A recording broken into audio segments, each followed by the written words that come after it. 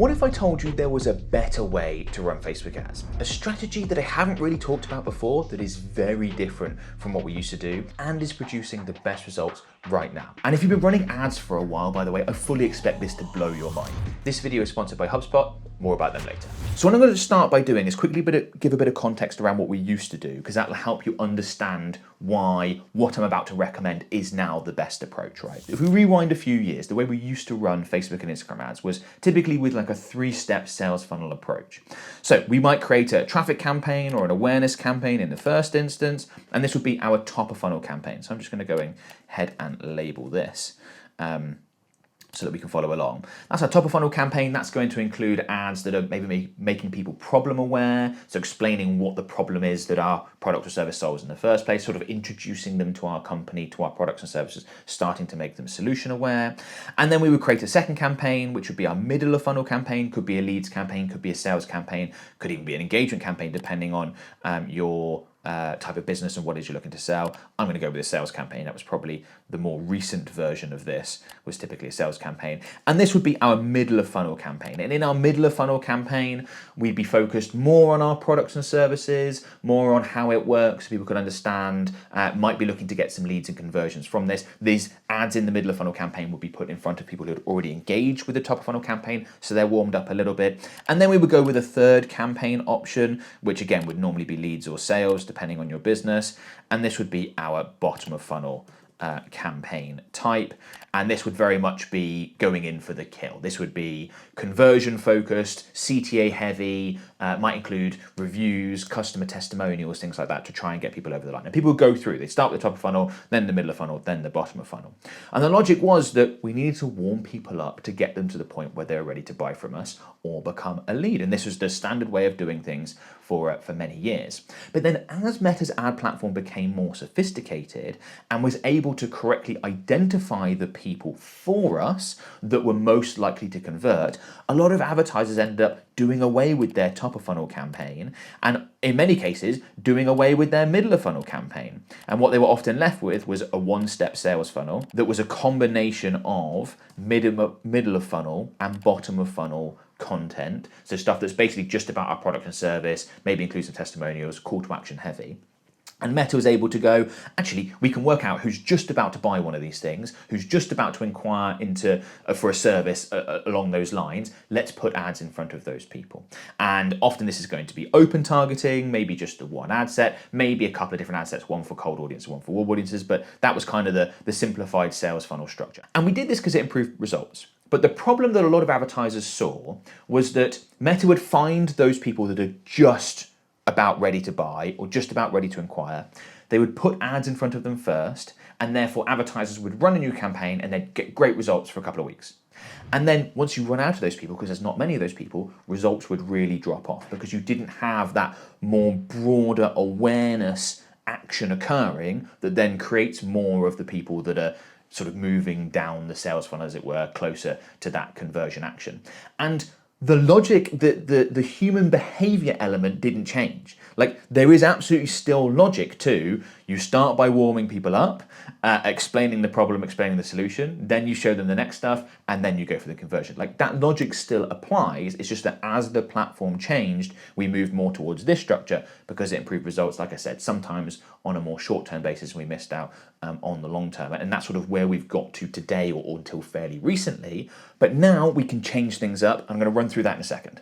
Have you noticed that funnels aren't working anymore? 60% of Google searches now end without a click. That means people are finding answers directly from AI like ChatGPT, Perplexity, and Google Overviews. Attention is scattered and fewer visits to actual websites or your socials. That's why HubSpot, who I'm partnering with on this video, have created a fantastic free resource called the Loop Marketing Prompt Library, where humans and AI work together. I suggest you take a loop at this resource. You can download it from the link in the video description below. This will transform how you approach marketing. Instead of throwing content at the wall and hoping something sticks, you'll have a data-driven system that evolves with your audience, meaning every campaign gets smarter and more effective over time. You can use this AI prompt library to help you differentiate your brand voice, deliver account-based personalization, accelerate experimentation, and more. This prompt library contains 4 stages: express, tailor, amplify, and evolve. Each stage with different AI prompts to help you level up your marketing, no matter how experienced experienced a marketer you are, my favorite part is how much of a time saver this prompt library is. Instead of spending hours or even days researching, you can use their 100 AI prompts to get answers fast. Check the link in the description below, and thanks to HubSpot for sponsoring today's video. Now, I'm very pleased to let you know that as Facebook and Instagram advertisers, we can now benefit from the best of both worlds. So we can benefit from that multi-sales funnel approach, but also consolidate it into one campaign, which I know sounds a little bit crazy. How on earth do you go about doing that? I will demonstrate. So let's relabel this as all funnel campaign, right? Okay. So here's now, from a strategy and structure standpoint, what's being recommended and what we're seeing is producing the best results. So you have, let's say you're selling products. It's going to apply to services as well. Let's say you're an e-commerce business selling products, right? You've got the one sales campaign, the all funnel campaign. Then within this campaign, we're going to have just the one ad set, which you might be thinking, how on earth are you going to have a multi-step sales funnel with one campaign and one ad set? Like I said, I will explain. Now, this ad set is going to target a combination of warm and cold audiences. I'm going to explain more about that later and the mechanism behind that as we go through. And then within that ad set, we are going to have lots of different ads, because Meta is now smart enough to be able to take multiple different ads within one ad set and use it in a sales funnel approach. So work out that, okay, yeah, these ads are a bit more top of funnely, these ads are a bit more middle of funnely, these ads are a bit more bottom of funnely. And they can put the top of funnel ads in front of people first, and then maybe a middle of funnel, maybe a bottom funnel, maybe they use a two-step process as opposed to three. Meta has complete flexibility around this. And not only is Meta able to do that, you might be thinking, well, what's the point of letting Meta do it versus we could just manually break these campaigns out and go back to how we used to do things ourselves? Like, what's the advantage? Meta can personalize this to the individual. So some people might just be ready to buy, in which case, don't bother putting the top funnel ad or middle of funnel ad in front of them, just go straight with the bottom funnel ad. That's a more efficient way to spend your budget, quicker to get the conversion, better return on ad spend. But other people are going to need that warming up. Meta can work that out. Right, okay, this person's going to need more warming up. Let's put a top of funnel ad in front of them, then a middle of funnel, maybe, or maybe just to a bottom funnel. But they can use ads in an ordered approach. This is only possible because of Meta's very sophisticated delivery system. And you actually may have seen this happening within your ad account already without realizing it. So if you've ever had a scenario where you're running, say, a sales campaign, and you can see that there are multiple ads within your ad set, some ads aren't getting a very good cost per result or a very good return on ad spend, depending on which you're optimizing for most. But Meta's continuing to spend money on it. You think, what is going on there? Why is Meta putting money into this ad when it's just got not a very good return on ad spend? It's because Meta is using that as a top of funnel ad. They're using that one for awareness, even within a sales campaign or a leads campaign. They're using that one for awareness, and then they are retargeting with other ads. So you see the one ad getting lots of ad spend, not very good results. Other ads getting less ad spend, but great return on ad spend. It's because those ones are being used as retargeting. That's what Meta's doing. Now, many advertisers have had the experience where they go and turn off the ad that's looks like it's performing poorly. It's got a bad return on ad spend. And then all of a sudden, all their other ads start performing far worse as well. Well, that's why, because you've basically eliminated your top of funnel ad. This is all happening within one ad set, and therefore you're asking those more bottom of funnel style ads to do all the heavy lifting. Their cost per conversion goes through the roof, their ROAS drops off. That's what's happening in your ad account. So if you've seen that happen, you've already seen Meta applying this approach of a multi-step sales funnel within one ad set. Now, one of the big recommendations that Meta's been making to advertisers recently is around creative diversity, is around having lots of different types of ads in an ad set all together, all live at the same time. And I've seen how hard Meta is pushing this. I speak to Meta all the time. I have contacts. I'm part of the Meta Megaphone Partner Program, and they're really keen on this. And the reason why they are really keen on this is because of exactly what I've just described. If you basically just have variations of the same style ad, Meta can't use a multi-sales funnel approach within the one ad set, within your sales campaigns or within your leads campaigns. But if you have that creative diversity, if you have different formats, if you have different styles, some are UGC based, some are more top of funnel, some are more bottom funnel, more customer testimonial and CTA based, well, Meta has the flexibility to do that. Meta might choose not to, by the way. And like I said, they can personalize that between different people. Some may need it, some may not. That's the way to spend your budget most efficiently. But if you have different ads, and the way to think about it when it comes to the creative diversity is to think about it as hitting different stages of awareness. So you may well be familiar already, but within marketing, there's like an awareness ladder, right? So you have people that are at different stages. So some people might not even be aware there's a problem in the first place, right? So you can make them problem aware. You see ads for that all the time. Did you know that such and such is bad for your health, as an example, right? And you've got solution aware. People know there's a problem, but they don't know there's a solution. Did you know that you can fix that problem that you've got with this solution? Then you've got people going down who are more product aware, so they know there's a solution, but you want to make them aware that your specific product is a good option for the solution, and you can go on and on. The basic principles apply between the different stages. So think about creating ads of like, right, do I need to make some ads for people that don't even know that there's a problem that my product or service solves? Then I can create ads that are aware of the problem. I can tell them that what the solution is. Then I can create ads people aware of the solution that I tell them that my product is the right way to go. You can think about the different awareness stages as a good way to create lots of different ads that have creative diversity to allow Meta to do its thing in this instance. Now, this new strategy, this new structure brings up the interesting question of how do you actually optimize a campaign like this? I'm going to run through that in a second, but first I want to quickly let you know about my mentorship program. Now, with my mentorship program, me and my team mentor people daily to help them get the best possible Facebook ad results. We've actually had some amazing results recently from some of our mentees. We'll pop them up on screen right now. In fact, 82% of people that join my mentorship program see a notable improvement in their Facebook ads return on ad spend within just 30 days of joining. And that's a stat that I'm really proud of. There is a link in the video description below. You can click on that, come through to a page on our website and book in a free, no obligation call with one of my team members to find out more about it and see if it would be a really good fit for you. Hopefully we get a chance to work together. So how do you actually optimize a campaign like this with this structure and with this dynamic of some ads being used more top of funnel, other ads being used in a more bottom of funnel setup? Because the traditional way of optimizing a meta ad campaign would be to look at the ads that have got the worst cost per conversion or worst return on ad spend, turn those ones off, then create new ads, introduce those into the ad set to run along the previous best performers and see if you can further improve performance. But if that's being done as sales funnel structure, you don't want to do that. We've actually got some advice from Meta around how we should do that now. You should turn off the ads that Meta is not spending budget on.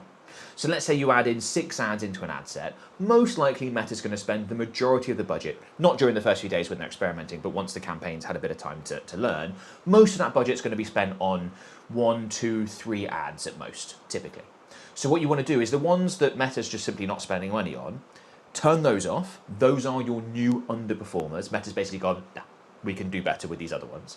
Then create new ads, introduce those into the same ad set, and run those alongside the ones Meta is spending money on to see if you can further improve performance.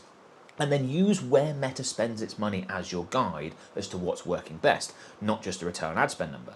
So for example, if you had one ad that Meta was consistently spending on, but the return on ad spend didn't look very good, and you introduced a new one that was kind of similar, and Meta switches budget from that one, the previous one, to the new one, but again, the ROAS isn't very good, well, that's a sign to me that that previous ad was being used as your top of funnel ad.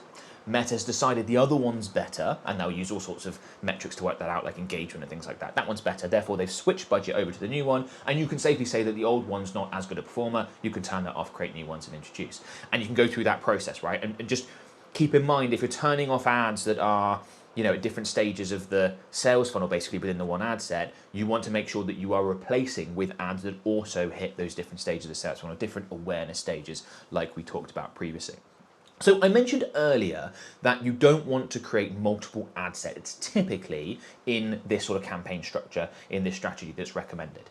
And one of the pushbacks that I have on that when I've mentioned that to some people is they say, well, surely you need to separate out cold and warm audiences. And the thing is, Meta is going to target a mixture of cold and warm audiences in your ad sets basically no matter what. Unless you really restrict the campaign, you use sort of old school targeting methods. So if we jump back into our campaign here, go to the ad set level, which we've got right now. If we come in here and we're adding in targeting options into this ad set. So underneath the audience section, we've got controls, which are hard constraints, hard boundaries when it comes to targeting. Meta won't go beyond those limits when it comes to targeting, but that only covers certain things, mostly being things like locations. And then we've got the suggest an audience section, right? And in this suggest an audience section, here is where we add our custom audiences, our warm audiences. But those are suggestions, right? Look, custom audience inclusions. I can click in here and go ahead and this is an example ad account, so there'll be some in here, something like like website visitors, for example, be in here, I'd have thought. Yeah, all website visitors 180. I've got examples set up, like I said, it's for demonstration purposes. So this ad set is not just targeting these website visitors. It's targeting those people, but also whoever else it wants. Just like if we didn't include that custom audience, Meta would target whoever it wants, including people who visited our website. So anything added in this suggest an audience section, which is the vast majority of the targeting, is a suggestion to Meta. And Meta is going to choose whether or not to target it based on the specific things you've included, or to go outside based on whether or not it thinks it can get you great performance. The only way to fix it in terms of, I just want to target these people, no one else, is to click on this further limit the reach of your ads. You can see Meta's trying to persuade us we're doing that, and then go through the process. I've got videos on targeting if you want to check that out. But I typically would not recommend doing this. So what that means is that, let's say we had 3 different ad sets, one targeting a lookalike audience, one targeting a warm audience, and one targeting interest audience. Meta's going to put your ads in front of the same people in those 3 scenarios, for the most part. And we can see this because we can look at the data, and I've done a video on this previously where you want to define audience segments in advertising settings. Let me just quickly show you. Right, so if you go into advertising settings in here, and then what you want to do is select here, audience segments, and then you can define, this is an example ad account, so I don't have it set up, you can define your engaged audience, your existing customers, and then everyone else is obviously by default a new audience. So here is where you'd want to add in different custom audiences. So you might say, look, anyone who's visited my website, for example, if I can type, that's an engaged audience. Whereas existing customers, well, that's going to be, you can see Meta's defaulted to website purchase custom audiences. As an example, people on an email list. I've got lots of example customer audiences in here, custom audiences in here for demonstration purposes. So, okay, great. So we've defined those 2 audiences. And then when we go back into our ad account, let's get into Ads Manager, sorry. Let's get back into Ads Manager. Once we define those audiences, and then we look at the breakdown by audience segment, click on campaigns here, and then we click on breakdown here, and you can do by audience segments. Now, obviously, this isn't going to, you can select that. This isn't going to show the data in this ad account because it's an example ad account, but what you will be able to see is the split between how much is spent on engaged audience, how much is spent on existing customers, how much is spent on new audiences. Now, if you run this experiment where you have one ad set that's set up to target warm audiences, but in that suggest an audience option, and one ad set where it's set up to target cold audiences, but again, it's within that suggest an audience part, suggest an audience part within the ad set level, this part here. Down here, where are we? In this suggest an audience, you will see that the percentage split on budget spent between engaged, existing, and new audience is basically the same across those 2 ad sets. So what does that mean? It basically means Meta's not really taking this into consideration all that much and not differentiating much, particularly once the campaign's been up and running and had some time to optimize. So what does that mean? That means we don't want to therefore spread our budget across multiple ad sets. We want to consolidate. We want as much money and as many conversions going through the one ad set as possible, because that helps Meta learn and optimize and get us better results. So it's a bit of a long-winded way of explaining, and I've shown you how you can run this experiment or just go in and look at your own data, assuming you've got these audience segments set up. Look at your own data and you will see this happening. And that is why this is the new recommended strategy, the new recommended structure, which I know for people who've been advertising a while, it will blow your mind. Very interesting development. It's a good thing for us advertisers because, like I said, it allows us to benefit from the best of both worlds. So in this video, we've been talking quite a bit about creative diversity and having different types of ads within an ad set and how important this is. But there is one type of ad, one style of ad. You can create them for different awareness stages, but one style of ad that is consistently producing the best results when it comes to Facebook and Instagram ads. And I go through that in detail in this video here. There's direct information from Meta that shows a significant percentage increase in a return on ad spend when we create ads with this in mind. So go ahead and check that out.